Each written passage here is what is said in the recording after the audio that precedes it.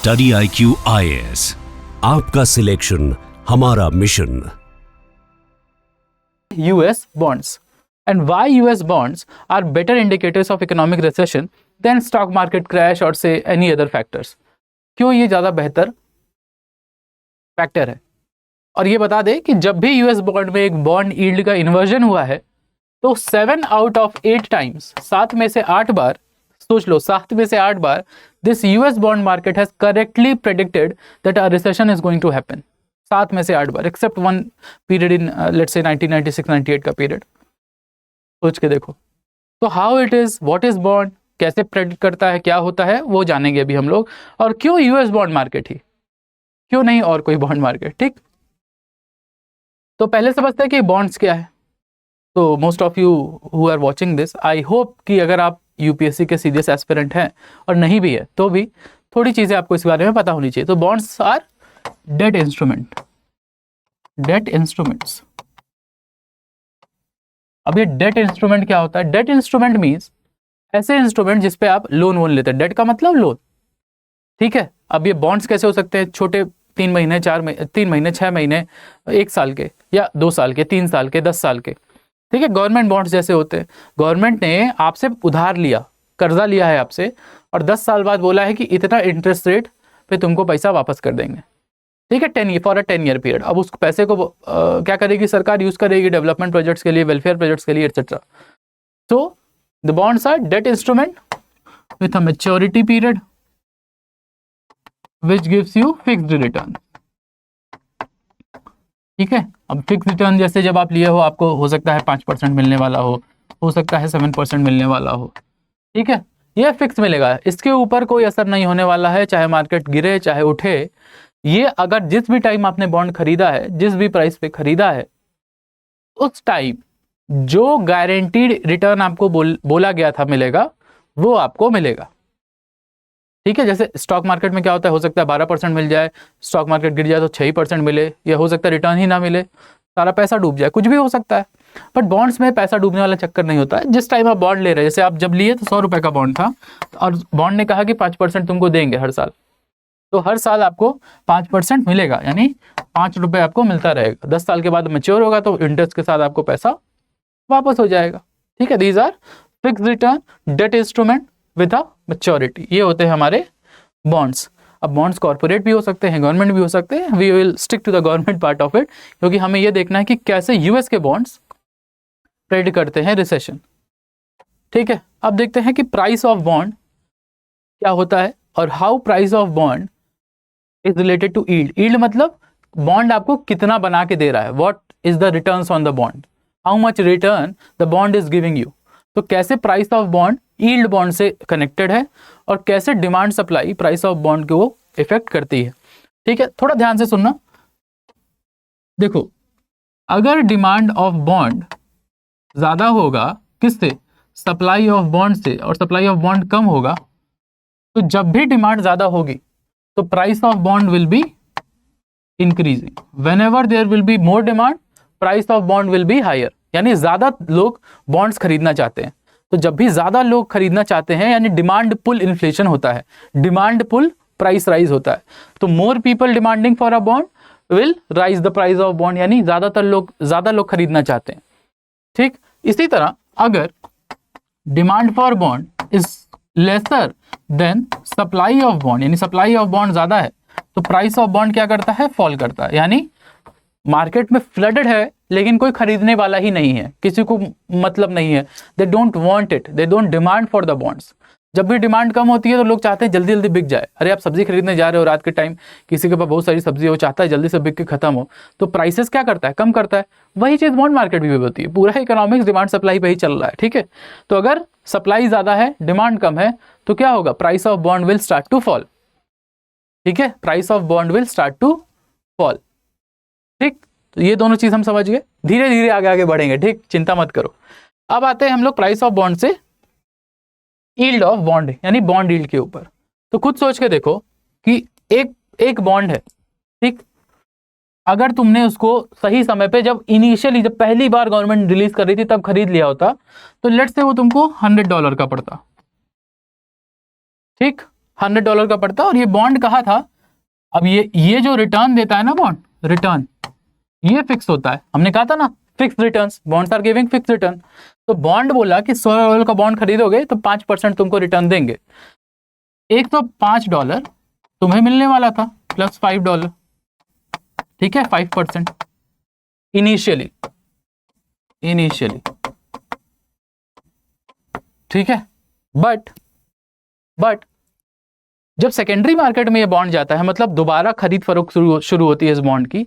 Initially जिसने खरीद लिया, जैसे जनरली बैंक्स, फाइनेंशियल इंस्टीट्यूशंस, वो इनिशियली खरीद लेते हैं बॉन्ड्स को, उसके बाद उसको ओपन मार्केट में ले जाते हैं, सेकेंडरी मार्केट में। ये प्राइमरी मार्केट में खरीद लिया तो ठीक, तो हो सकता है जो बैंक्स हैं वो ये बॉन्ड को लेके गए मार्केट में, अगर डिमांड फॉर बॉन्ड अधिक है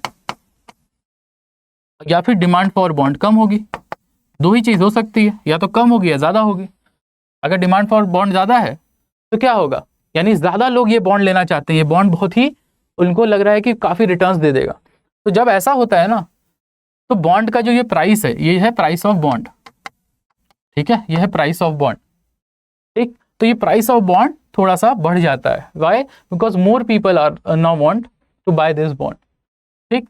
तो ये जब बढ़ता है प्राइस ऑफ बॉन्ड, तो लेट्स से ये $101 का हो गया, बट रिटर्न तो फिक्स है भाई, रिटर्न तो $105 ही मिलने वाला है। यानी यहाँ पे जो आपको $5 मिल रहा था, अब आपको सिर्फ $4 मिलेगा। दिस इज यील्ड, ठीक। तो जब भी डिमांड ऑफ बॉन्ड ज्यादा होगी, प्राइस ऑफ बॉन्ड उठेगा, तो आपका यील्ड गिरेगा। जब भी डिमांड ज्यादा होगी, price of bond in the open market बढ़ेगा, यील्ड आपकी गिरेगी, ठीक। उसी तरह दूसरा केस ले लो, डिमांड फॉर बॉन्ड कम हो रहा है, यानी सप्लाई ऑफ बॉन्ड ज्यादा है। याद है ना, पिछले हम लोग देखे, डिमांड कम है यानी सप्लाई ज्यादा है, ठीक। सप्लाई ज्यादा, डिमांड कम, तो क्या होगा, price of bond will fall, price of bond will now fall, let's say it becomes $98, ठीक है, प्राइस ऑफ बॉन्ड फॉल करेगा।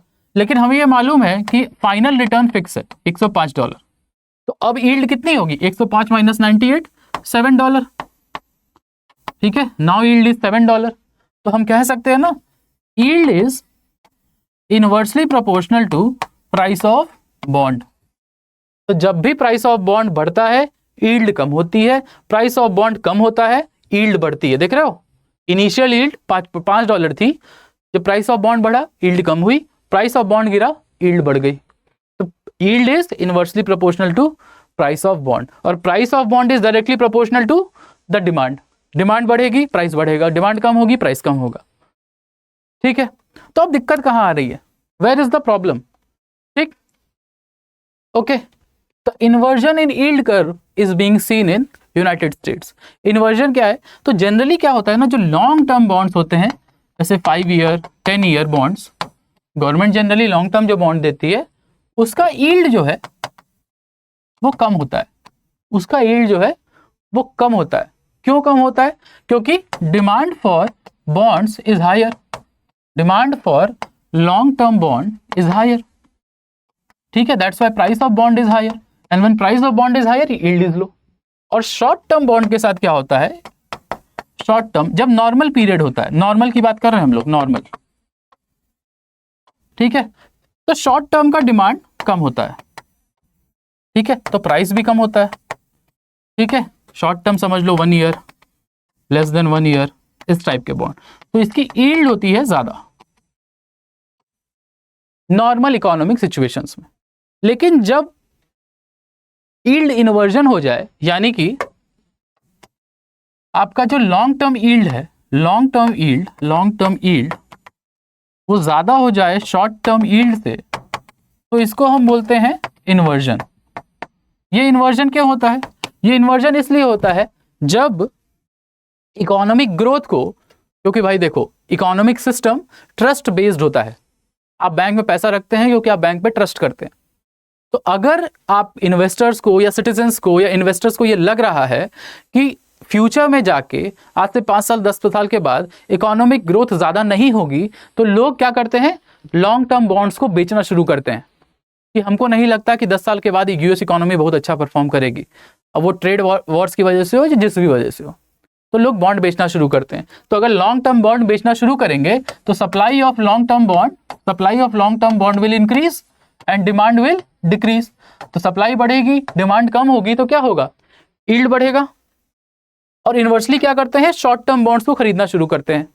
इससे क्या होता है, क्यों खरीदते हैं, इसलिए खरीदते हैं कि कुछ कुछ हमको रिटर्न मिलता रहे, ठीक है, कुछ कुछ रिटर्न मिलता रहे, थोड़ा सेफ रहे, हमारा पैसा सेफ रहे, क्योंकि स्टॉक मार्केट में तो वैसे ही लाल हो चुका है सब कुछ, ठीक है। बट यूएस को जनरली, यूएस के जो गवर्नमेंट बॉन्ड होते हैं वो सबसे हाई रेटेड बॉन्ड होते हैं, उससे ज्यादा सिक्योर्ड बॉन्ड दुनिया में कोई नहीं।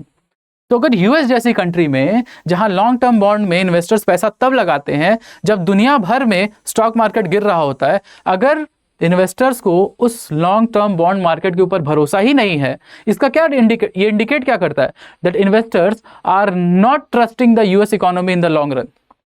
If investors are not trusting the US economy in the long run, that is being shown in the inversion of the yield curve, क्योंकि लॉन्ग टर्म का yield कम बढ़ गया है क्योंकि लोग लॉन्ग टर्म बॉन्ड बेच रहे हैं और खरीदने वाला कोई नहीं। तो इसका मतलब है कि यूएस इकोनॉमी के ऊपर लोगों का भरोसा कम हो गया है। और ऐसा नहीं है कि ये ऐसा पहली बार हो रहा है, हमने कहा ना कि 8 में से 7 बार हिस्टोरिकली ऐसा प्रेडिक्ट किया जा चुका है। 1969 में जब ऐसा हुआ था, यील्ड इन्वर्जन हुआ था, तब 12 मंथ के बाद 12 मंथ के लैग से रिसेशन आया था। 1973 में भी यील्ड कर्व इन्वर्जन हुआ था क्योंकि ऑयल क्राइसिस आई थी, तो 6 मंथ के लैग से रिसेशन आया था, ठीक है। एग्जांपल्स बहुत हैं। 2001 में आया था हमारा .com बबल, ठीक है, जब भाई .com internet companies fall down शुरू हुआ था। तो इस .com बबल भी जब आया था तब भी यील्ड कर्व इन्वर्ट हुआ था, यानी लॉन्ग टर्म यील्ड बढ़ गई थी, शॉर्ट टर्म यील्ड गिर गई थी। तो जब ये हुआ था तब .com बबल भी 12 मंथ के लैग से रिसेशन ले आया था। 12 मंथ का लैग किस में था, यील्ड इन्वर्जन और रिसेशन आने में, यानी 12 महीने 6 महीने 1 से 1.5 साल के अंदर रिसेशन देखने को मिल जाता है जब भी यूएस इकोनॉमी में यील्ड कर्व का इन्वर्जन होता है, यानी लॉन्ग टर्म यील्ड्स बढ़ जाती है। मतलब इन्वेस्टर कॉन्फिडेंस कम हो गया है, लोग बेच रहे हैं, लोगों को नहीं भरोसा है कि 5 साल के बाद 10 साल के बाद यूएस इकोनॉमी हमें कमा के देगी। And this lack of trust in the US economy is causing this inversion of yield. तो यही है हमारा आज का कॉन्सेप्ट, जो कि हमने सीखा है कि how yield inversion and how the bond market is a better indicator that a recession is coming than the stock market, क्योंकि स्टॉक मार्केट ऊपर नीचे होता रहता है, ठीक है, साल में 2 साल में एक बार 2 बार। बट अगर यूएस बॉन्ड मार्केट यील्ड, जो कि यूएस का गवर्नमेंट बॉन्ड मार्केट है, जो कि दुनिया का सबसे ज्यादा सिक्योर बॉन्ड मार्केट माना जाता है, AAA+, अगर वहां पे इन्वेस्टर कॉन्फिडेंस कम हो रहा है और long terms US growth investor नहीं देख रहे हैं, तो इसका मतलब है कि there is a recession coming and we all have to be wary about it। क्योंकि भारत में भी हम लोग जो इतना फॉरेन एक्सचेंज रखते हैं, बहुत सारा उसमें यूएस का गवर्नमेंट बॉन्ड ही रखते हैं हम लोग। तो अगर ऐसा कुछ होता है और यूएस में मंदी आती है तो हमारा इकोनॉमी तो सफ़र करेगा ही, साथ ही साथ हमारा फॉरेन एक्सचेंज, हमारा इंपोर्ट, हमारा एक्सपोर्ट, अनएम्प्लॉयमेंट प्रॉब्लम बढ़ सकती है। तो we have to be ready because the signs from the US bond markets are not very good and we now know the why of it, कि क्या होता है यील्ड, क्या होता है प्राइस ऑफ बॉन्ड, और कैसे यील्ड इन्वर्जन बताता है कि एक रिसेशन आने वाला है। So I hope you like this. Please comment if you have any query, like करो, शेयर करो, और मिलते हैं ऐसे ही अगली वीडियो में। Thank you everyone, bye bye, have a good day. Study IQ IAS, आपका सिलेक्शन हमारा मिशन।